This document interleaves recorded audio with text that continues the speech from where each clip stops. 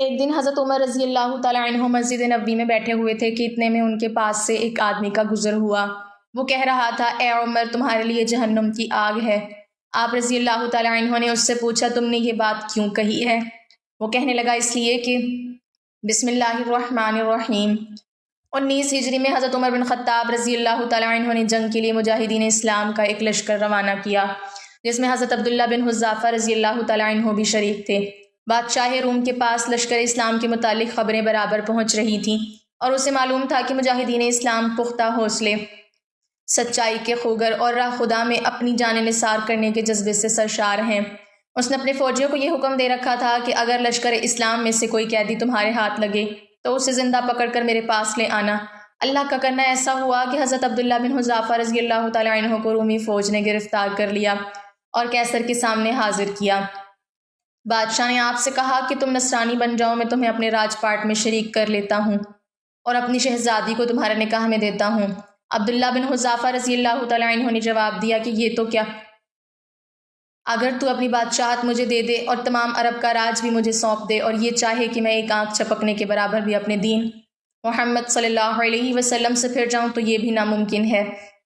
بادشاہ نے کہا، پھر تجھے قتل کر دوں گا۔ حضرت عبداللہ بن حذافہ رضی اللہ تعالیٰ عنہ نے جواب دیا کہ ہاں، یہ تجھے اختیار ہے۔ چنانچہ اسی وقت بادشاہ نے حکم دیا اور انہیں سلیب پر چڑھا دیا، اور تیر اندازوں نے قریب سے باحکم بادشاہ ان کے ہاتھ پاؤں اور جسم چھیدنا شروع کر دیا۔ بار بار کہا جاتا کہ اب بھی نصرانیت قبول کر لو، اور آپ پورے صبر و استقلال کے سے فرماتے جاتے تھے کہ ہرگز نہیں۔ آخر بادشاہ نے حکم دیا کہ اسے سولی سے اتار لو اور پیتل کی بنی ہوئی دیگ خوب تپا کر آگ بنا کر لاؤ۔ چنانچہ وہ پیش ہوئی۔ بادشاہ نے ایک اور مسلمان قیدی کی بابت حکم دیا کہ اسے اس میں ڈال دو۔ اسی وقت حضرت عبداللہ بن حذافہ رضی اللہ تعالیٰ عنہ کی موجودگی میں آپ کے دیکھتے ہوئے اس مسلمان قیدی کو اس میں ڈال دیا گیا۔ وہ مسکین صحابی اسی وقت چرمر ہو کر رہ گئے، گوشت پوست جل گیا اور ہڈیاں چمکنے لگیں۔ پھر بادشاہ نے حضرت عبداللہ بن حذافہ رضی اللہ تعالیٰ عنہ سے کہا کہ دیکھو، اب بھی وقت ہے، بات مان لو اور ہمارا مذہب قبول کر لو، ورنہ اسی آگ کی دیگ میں اسی طرح تمہیں بھی ڈال کر جلا دیا جائے گا۔ آپ نے پھر بھی اپنے ایمان جوش سے کام لے کر فرمایا کہ ناممکن ہے کہ میں اللہ کے دین کو چھوڑ دوں۔ اسی وقت بادشاہ نے حکم دیا کہ انہیں چرخی پر چڑھا کر اس میں ڈال دو۔ جب یہ اس کی آگ کی دیگ میں ڈالے جانے کے لیے چرخی پر اتارے گئے تو بادشاہ نے دیکھا کہ ان کی آنکھوں میں سے آنسو نکل رہے ہیں۔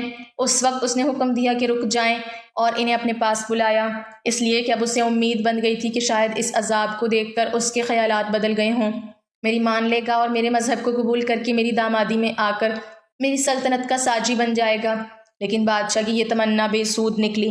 حضرت عبداللہ رضی اللہ تعالیٰ عنہ نے فرمایا کہ میں صرف اس وجہ سے رویا تھا کہ آج ایک ہی جان ہے جسے اللہ کی راہ میں اس عذاب کے ساتھ قربان کر رہا ہوں۔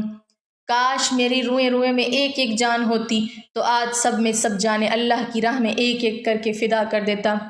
بعض روایات میں ہے کہ آپ کو قید خانے میں رکھا اور کھانا پینا بند کر دیا۔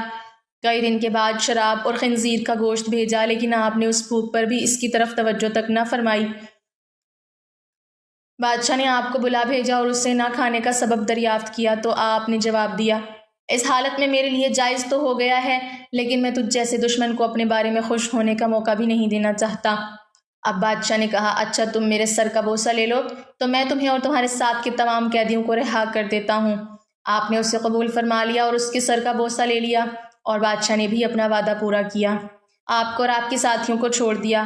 جب حضرت عبداللہ بن حذافہ رضی اللہ تعالیٰ عنہ یہاں سے آزاد ہو کر حضرت عمر فاروق رضی اللہ تعالیٰ عنہ کے پاس پہنچے تو آپ نے انہیں بڑے ادب کے ساتھ منبر رسول صلی اللہ علیہ وسلم پر بٹھایا اور فرمایا کہ عبداللہ اپنا واقعہ ہم کو سناؤ۔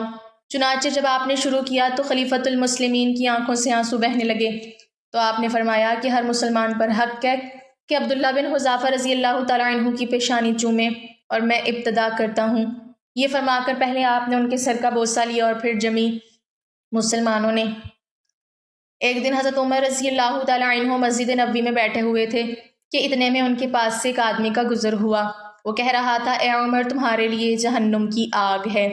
یہ واقعہ حضرت عمر بن خطاب رضی اللہ تعالیٰ عنہ کی عدل، انصاف اور بیت المال کے حقوق کی حفاظت کی عظیم مثال ہے۔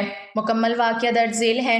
ایک دن حضرت عمر رضی اللہ تعالیٰ عنہ مسجد نبوی میں تشریف فرما تھے کہ ایک شخص وہاں سے گزرا اور کہنے لگا، اے عمر تمہارے لیے جہنم کی آگ ہے۔ حضرت عمر رضی اللہ تعالیٰ عنہ نے غصہ نہیں کیا بلکہ پرسکون انداز میں پوچھا، تم نے یہ بات کیوں کہی؟ اس شخص نے جواب دیا، اس لیے کہ تمہیں بیت المال سے صرف ایک چادر کا حق ملتا ہے، لیکن تم نے 2 چادریں لی ہوئی ہیں، ایک تم جسم پر اوڑھے ہو اور دوسری بچھونے کے لیے رکھی ہے۔ حضرت عمر رضی اللہ تعالیٰ عنہ نے فوراً اپنے بیٹے عبداللہ بن عمر رضی اللہ تعالیٰ عنہما کو بلایا اور فرمایا، عبداللہ جواب دو۔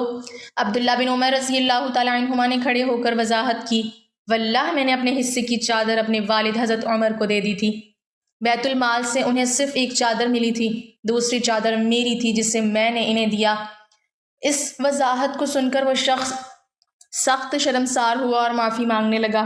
حضرت عمر رضی اللہ تعالیٰ عنہ نے مسکرا کر فرمایا، اب اگر تم چاہو تو عبداللہ تمہیں معاف کر دے۔ عبداللہ بن عمر رضی اللہ تعالیٰ عنہما نے درگزر سے کام لیتے ہوئے اسے معاف کر دیا۔